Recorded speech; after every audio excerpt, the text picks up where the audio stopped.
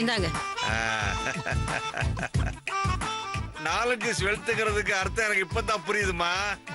இது ஆரம்பம் தாமா, இன்னும் நிறைய இன்ட்ரெஸ்டிங் ட்விஸ்ட்லாம் இருக்கு.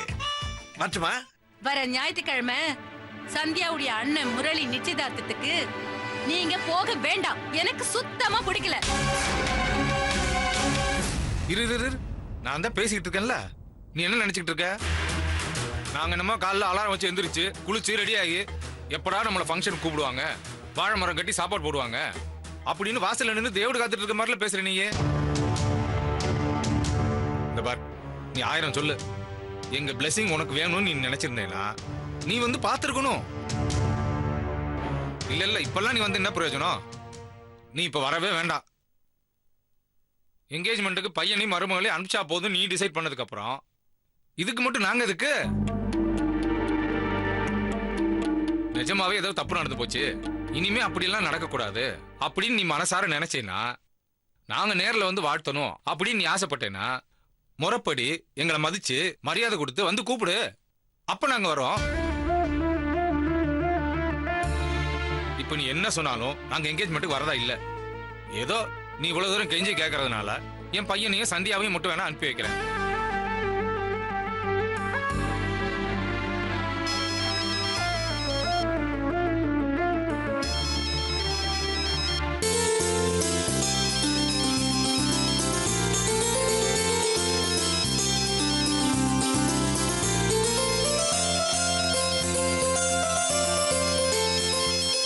பாரு முரளி, யூஸ்வலா எனக்கு அவ்வளவு கோவம்லாம் வராது.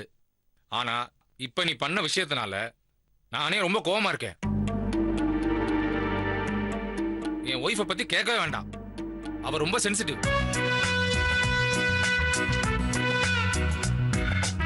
எங்களுக்கு பணம் காசெல்லாம் முக்கியம் இல்ல, மதிப்பு மரியாதையும் தான் முக்கியம்.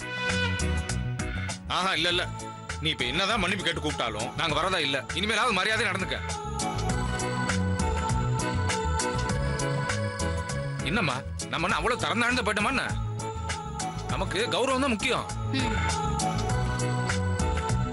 நான் பிடிச்ச புடியில முரளி அப்படியே ஆடி போயிட்டான்ல.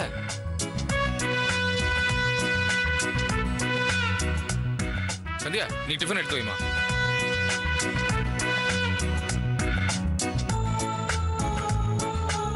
சீக்கிரம் டிஃபன் வை.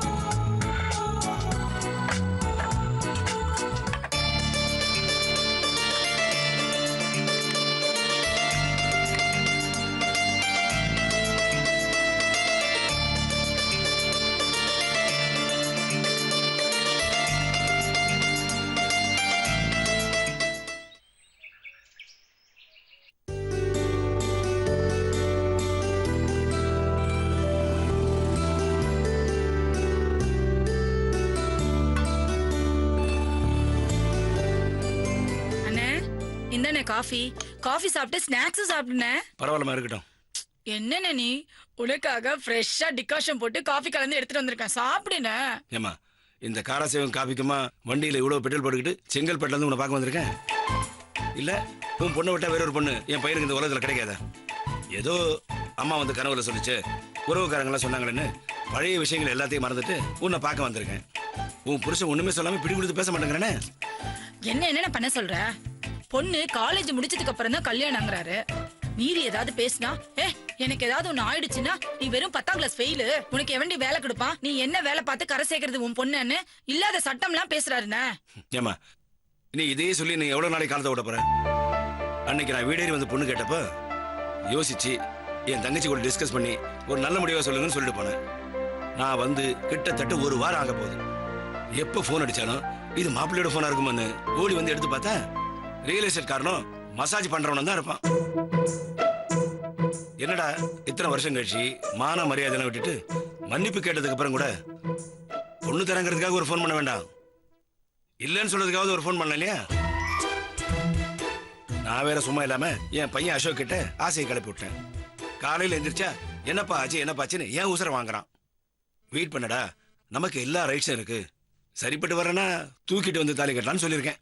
ஐயோ அண்ணே, மறந்து விளையாட்டு கூட இன்னொரு வாட்டி அந்த மாதிரிலாம் பேசிடாதண்ணே.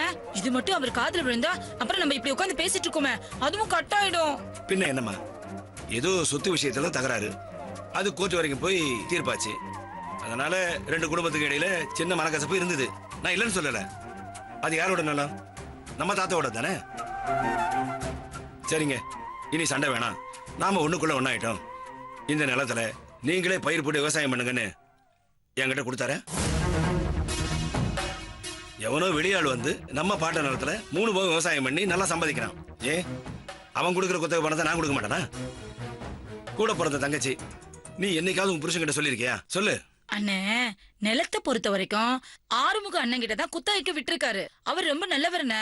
வருஷத்துக்கு ஒரு வாட்டி இந்த வீட்டுக்கு அவர் வரதோட சரி. அதை தவிர அவர்கிட்ட நான் எதுவுமே பேசினது இல்ல. அது மட்டும் இல்லாம அவர் கொண்டு வந்து கொடுக்கற பணத்துல என் வீட்டுக்கார் ஒரு காசு கூட எடுக்க மாட்டாருண்ணே. என் பேர்ல ஒரு அக்கவுண்ட் ஓபன் பண்ணி எல்லா பணத்தையும் அதுலதான் போடுறாரு. அப்ப வர ஆறுமுக அண்ணன் பேசுறத தவிர வேற எப்பவுமே நான் பேசுறது இல்லண்ணே. அது மட்டும் இல்லாம குத்தகை பணத்தெல்லாம் அவர் கரெக்டா கொண்டு வந்து கொடுத்துருவாரு. லாபம் வந்தா கூட அவரே கொண்டு வந்து கொடுத்துருவாரு. ரொம்ப நல்ல மனுஷன். அப்படி இருக்கும்போது அவரை எப்படிதான் மாத்த முடியும்? சரிம்மா, நிலத்தை விடு, அத பின்னால பாத்துக்கோ. இப்போதைக்கு என் பையனை உன் பொண்ணுக்கு கல்யாணம் பண்ணி வச்சு தடப்பட்ட உறவை சரி பண்ணிக்கலன்னா அதுக்கும் அவர் இறங்கி வர மாட்டேங்கிறார. நீ ஏதாவது பண்ணி சரி பண்ண மாட்டேங்கிற. நான் அசிங்கப்பட்டு அவமானப்பட்டு நிக்கிறது மட்டும்தான் மிச்சம். அண்ணே, என்னென்ன இப்படி வருத்தப்பட்டு எல்லாம் பேசுற?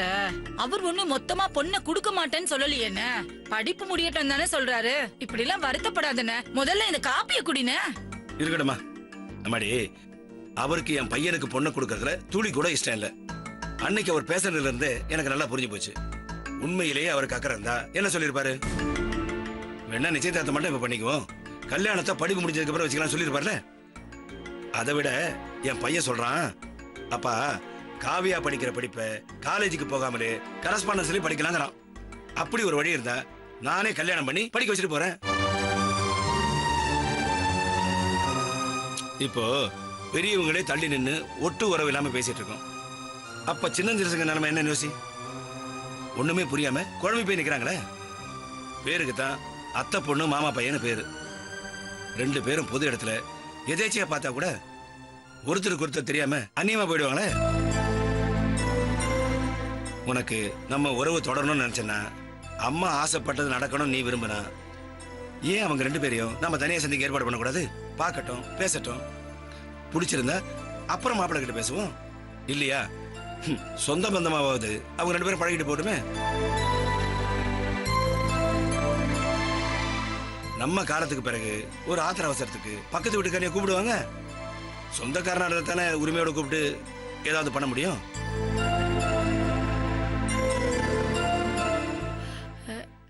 அண்ணே, நீ சொல்றத கேட்கறதுக்கெல்லாம் நல்லாதான் இருக்குது. ஆனா இதெல்லாம் சரிப்பட்டு வருமா? தங்கச்சி, நீ மட்டும் சம்மதம் ஒரு வார்த்தை சொல்லு, மத்தத நான் பாத்துக்கிறேன். ஆனா இந்த விஷயம் இப்போதைக்கு மாப்பிள்ளைக்கு தெரிய வேணாம். உன் பொண்ணை நீ கூட்டு வா, என் பையனை நான் கூட்டு வந்துடுறேன். பொது இடத்துல எதேச்சியா மீட் பண்ற மாதிரி பேசுவோம். சரிண்ணே. அண்ணே, காப்பியே குடிக்கலண்ணே. எல்லாம் நல்லபடியா முடிட்டோம். என் மருமக கையால விருந்தே சாப்பிட போச்சு. இந்த பாருமா, நான் கிளம்புறேன். நம்ம குலதெய்வத்தோட ஆசீர்வாதம் எப்பவும் நமக்கு இருக்கு. அவ எல்லாத்தையும் பார்த்து நடத்தி வைப்பா. வரட்டுமா? சரிண்ணே. வரமா?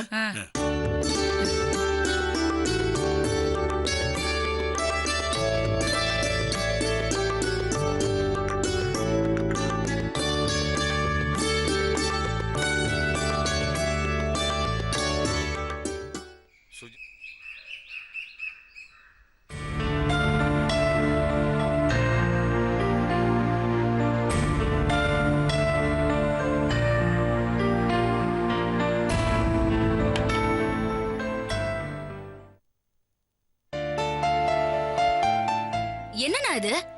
சின்ன பசங்க மாதிரி நீ பாட்டுக்கு மெயின் டோரை லாக் பண்ணாம விட்டுட்டு பெட்ரூம்ல லேடிஸ் மாதிரி ட்ரெஸ் பண்ணிட்டு இருக்க. நான் வந்தே 1/4 மணி நேரத்துக்கு மேல ஆகுது. எப்ப போனியோன்னு தெரியல. யாராவது வந்து எதையாவது எடுத்துட்டு போயிட்டா என்ன பண்றது? அத நான் பாத்துக்கிறேன். நீ என்ன காலங்காத்தால வந்திருக்க? ஏதாவது இம்பார்ட்டன்டான விஷயமா இருந்தா சீக்கிரமா சொல்லு. எனக்கு வேற பேங்க்குக்கு போற நேரமாச்சு. சிவா வேற வரலன்ட்டான். நான் அவசரமா மெயின் ரோடுக்கு போய் ஆட்டோ பிடிச்சிட்டு போகணும். என்ன, நான் என்ன வேலை வெட்டி இல்லாமல இருக்கேன்? என்னமோ நீ மட்டும் பிஸியா இருக்கிற மாதிரி பேசுற. நாங்களும் பிஸியா தான் இருக்கோம். இந்த வாரம் பொண்ணு பாக்குற விஷயத்த அர்ச்சனா வீட்டுக்கும் சந்தியா வீட்டுக்கும் சொல்ல சொன்னல. அதுவும் நிச்சயதார்த்தம் பண்ண போறோம். ஆனா நீங்க யாரும் வரக்கூடாதுன்னு கண்டிஷனோட நீ பாட்டுக்கு சிம்பிளா பண்ண போறோன்னு பூசி மொசக்கி போட்டாலும் அத பெரியவங்க கிட்ட அவங்க மனசு நோகாம சொல்லணும்ல.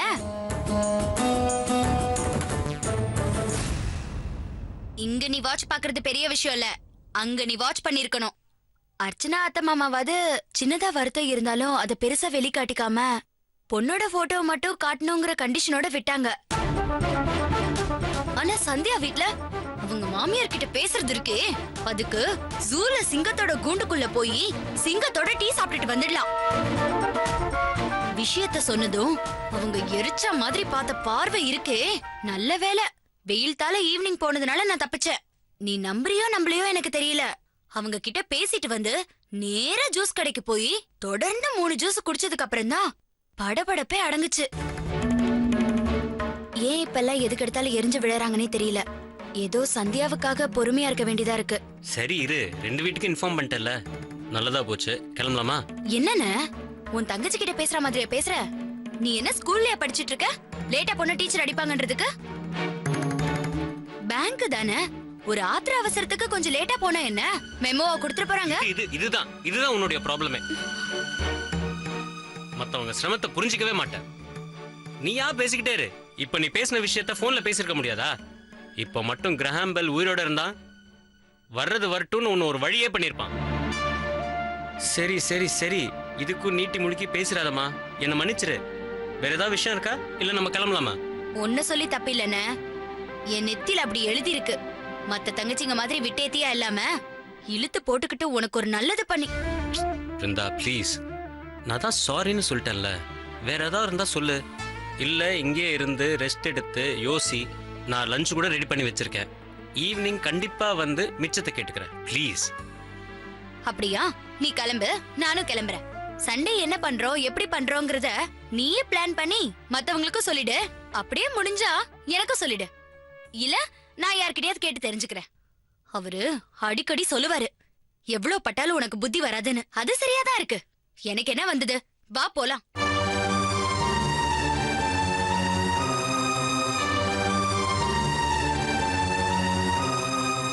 என்ன அங்கே நின்னுட்ட? கால்ல சலங்க கட்டின மாதிரி ஆடின, வா போலாம். சரி வா, வந்து உட்காரு. வேற என்ன விஷயம் பேசணும் சொல்லி தொலை. காலங்கத்தால இரிட்டேட் பண்ணாத.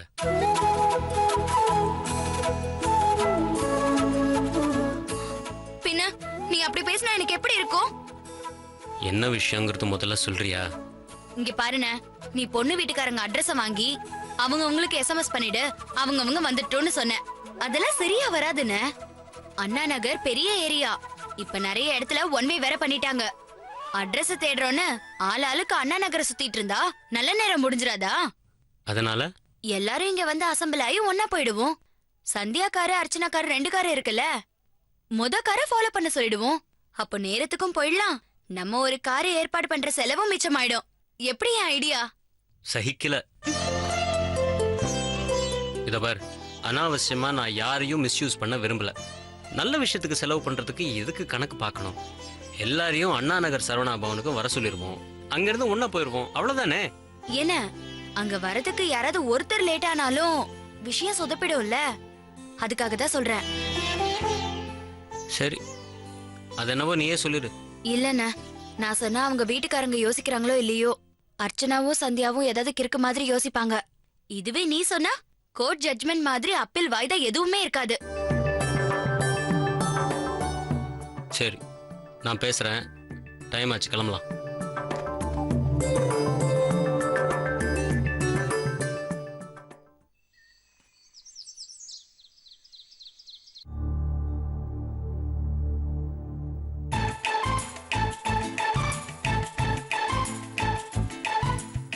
நமக்கு நேரம் நல்லா இருக்க மாதிரி இருக்கு. எல்லாம் கைகூடி வருதேன்னு பார்த்தா கடைசியில் நாமத்தை போட்டுட்டு போயிடுது. எதுவும் தேடி வராது. நாம தான் தேடி போய் பிடிச்சுக்கணுங்கிற மாதிரி புரோக்கர் புண்ணியகுடி கொடுத்த ஐடியா படி கோயம்புத்தூர் போய் நாயக்கரை பார்த்துட்டு வந்தா ஏதாவது ஒர்க் அவுட் பண்ணுதான்னு பார்க்கணும்.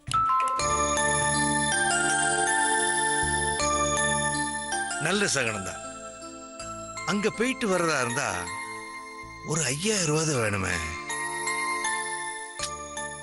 ஆனா இவகிட்ட சுஜாதா பேர் சொல்லி பயமுறுத்தினா 500 ரூபாய்க்கு மேல தேராது.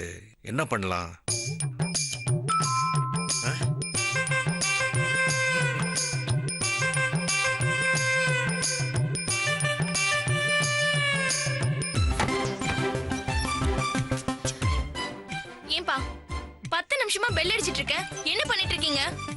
அம்மா தூங்கிட்டு இருக்காங்களா? ஆமாமா.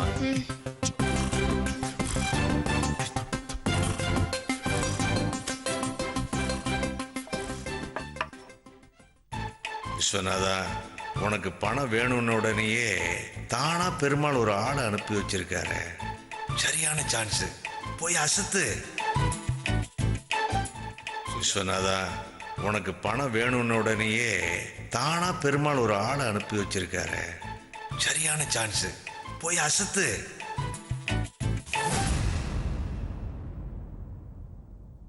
என்னம்மா விஜய், நல்ல வெயில்ல வந்திருக்க. வழக்கம் போல ஹைபிரிட் தக்காளி கொண்டு வந்திருக்கியா? இங்க சிலருக்கு சுத்தமா மூளை வேலை செய்யாம மக்கா இருக்காங்கன்னு அம்மா ஹைபிரிட் வெண்டைக்காய் வாங்கிட்டு வர சொன்னாங்க. அதான் அம்மா பண்ணி தருவாங்க, சாப்பிடுங்க. மூளை வளர்ச்சி இல்லாதவங்கள கூட சுஜாதா மன்னிச்சு ஏத்துப்பா. ஆனா விஷயத்த மறைச்சா 420 செக்ஷன்ல போட்டு நோகடிச்சிருவா, தெரியல? ஆமாப்பா, உங்களுக்கு அந்த விஷயத்துல அனுபவம் ஜாஸ்தி ஆச்சே. எத்தனை தடவை சுஜாதா அக்கா கிட்ட மாட்டி அவஸ்தைப்பட்டிருப்பீங்க. எவ்வளவு அசிங்கமா அக்கா கிட்ட திட்டு வாங்கியிருப்பீங்க. உங்களுக்கு நல்லது தெரியும்ல? ஆமா விஜய், உண்மைதான். இந்த தடவை மாட்டிக்கிட்டு கண்ணு மொழி புதுங்க போறது உனக்கும் மீனாட்சிக்கும் தான். என்ன ஏதோ புதுப்பட ட்ரெய்லரை டிவியில பாக்குற மாதிரி பாக்குற? சுஜாதா ரூம்ல காணாம போன பணத்தை உங்க அம்மா கொடுத்த செயினை அடகு வச்சு பணத்தை கொண்டு வந்து கொடுத்தது நீ தானே? அந்த விஷயம் நல்லா தெரியுமா? சட்டப்படி திருநாத்தான் குற்றம் இல்ல, அந்த திருட்டுக்கு ஹெல்ப் பண்ணா கூட குற்றம் தான். அந்த பணத்தை எடுத்தது யாருன்னு நிச்சயமா உங்க அம்மாவுக்கு தெரியும். சோ கண்டிப்பா அதை உங்ககிட்ட சொல்லித்தான் உதவி கேட்டிருப்பா. நீயும் அம்மா சென்டிமெண்ட்டுக்காக ஹைபிரிட் தக்காளியோட செயினியும் அடமானம் வச்சு பணத்தை கொண்டு வந்து கொடுத்துருக்க. அப்புறம் சுஜாதா வந்ததும் ஏதோ எதுவும் தெரியாத சேட்டு விட்டு குழந்தை மாதிரி வந்து பணத்தை வாங்கிட்டு போயிருக்க. ஆனா சுஜாதா அப்போ அம்மா கிட்ட என்ன சொன்னாங்கிறது எனக்கும் உங்க அம்மாவுக்கு மட்டும்தான் தெரியும். என்ன சொன்னா தெரியுமா? நீ இப்ப வேணா யார் எடுத்தாங்கிறத மறைக்கலாம், ஆனா கூடிய சீக்கிரம் அதை கண்டுபிடிச்சிருவேன்னு சேலஞ்ச் பண்ணிட்டு போயிருக்கா. இப்ப மட்டும் இந்த விஷயத்தை நான் எடுத்து கொடுத்த உன் கதி என்ன ஆகும் யோசிச்சு பாரு. பாவம் பொண்ணு சுஜாதா, அவட்ட பணம் இல்லாம வெளியே வட்டி கடன் வாங்கி அதை உங்ககிட்ட கொடுத்துருக்கா. அவளுக்கே தெரியாம ஒரு துரோகம் நடந்திருக்கு. அது உனக்கு தெரிஞ்சும் அவளுக்கு தெரியாம மறைக்கிறது பெரிய துரோகமா இல்லையா? இந்த விஷயம் தெரிஞ்சா அம்மா விஜய் உன் நிலைமை என்ன, உன் புருஷ சேகரோட நிலைமை என்ன? நம்பிக்கை துரோகிங்க, நன்றி கெட்டவங்கன்னு மைக் செட் போடாம டிஜிட்டல் பேனர் வைக்காம உங்களுக்கு பட்டம் கொடுத்து கெட் அவுட் சொல்ல மாட்டா? கொஞ்சம் யோசிச்சு பாரு. டைம் இருக்குமா, டென்ஷன் ஆகாத. சுஜாதா கோபம் ரொம்ப ஸ்ட்ராங். இன்னைக்கு வரைக்கும் ராஜுங்கிற பேரை இந்த வீட்டில் யாராவது எடுக்க முடியுமா? இந்த பாரு, இந்த நிலைமை உனக்கு வந்தா உன்னால தாங்க முடியுமா? அதை விட உன் புருஷனுக்கு பிசினஸ் ரைட்டுனா ஆத்திர அவசரத்துக்கு ஓடி வந்து சுஜாதா கிட்ட பணம் வாங்க முடியுமா? அவசரப்படாதம்மா, டைம் இருக்கு. யோசிச்சு பதில் சொல்லு. இங்க பாருமா, இந்த மாதிரி ஒரு பேத்தட்டிக் கண்டிஷன் வேணுமா, இல்ல ஒரு சின்ன அட்ஜஸ்ட்மெண்ட்? என்ன இருந்தாலும் நீ என் பொண்ணுமா. சே, உனக்கு ஒரு கெடுதல் வர்றதுக்கு நானே காரணமா இருப்பேனா? அதனால எனக்கு ஒரு 10,000 மட்டும் கொடுத்தேன்னா அரசியல்வாதிகளுக்கு வர செலக்டிவ் அம்னீசியா மாதிரி இதை மறந்துடுறேம்மா. என்ன சொல்ற? டைம் இப்போ கம்மியாகிட்டே இருக்கு. சீக்கிரமா டீலை முடிக்கிறது உனக்கு நல்லது. அப்புறம் உன் இஷ்டம். அப்பா, பேசி முடிச்சிட்டீங்களா? இல்ல ஏதாவது மிச்சம் மீதி பாக்கி இருக்கா? இப்ப என்ன சொல்ல வரீங்க? நீங்க கேட்ட பணத்தை கொடுக்கலன்னா சுஜாதா அக்கா கிட்ட இந்த விஷயத்த சொல்லி மாட்டி விடுவீங்க, அதானே உங்க டீல்? ஏப்பா இப்படி சகுனி மாதிரி உங்க பெத்த பொண்ணுகிட்டயே பிளாக்மெயில் பண்ணி பணம் கேக்குறீங்க? இது உங்களுக்கே நல்லா இருக்கா? என்ன கஷ்டப்படுத்தி இந்த வீட்டுக்கே வரவிடாம பண்றதுல அப்படி என்னப்பா உங்களுக்கு சந்தோஷம்னு உங்ககிட்ட கண் கலங்கி அழுது கெஞ்சணும்னு எக்ஸ்பெக்ட் பண்ணீங்கன்னா ஐம் சாரிப்பா, அதே இந்த விஜய் கிட்ட நடக்கவே நடக்காது. நீங்க தாராளமா சுஜாதா அக்கா கிட்ட சொல்லலாம்ப்பா. ஈவினிங் அக்கா வீட்டுக்கு வந்தது சொல்றீங்களா இல்ல இப்பவே போன் போட்டு சொல்றீங்களா? சொல்லுங்கப்பா. நான் வேணா போன் போட்டு தரட்டுமா? அப்பா சத்தியமா நீங்க அவசரப்பட்டு முடிவு பண்ணாதீங்க, டைம் இருக்கு. பொறுமையா யோசிச்சு முடிவு பண்ணுங்க. உங்களுக்கு 5 நிமிஷம் நான் டைம் தரேன்.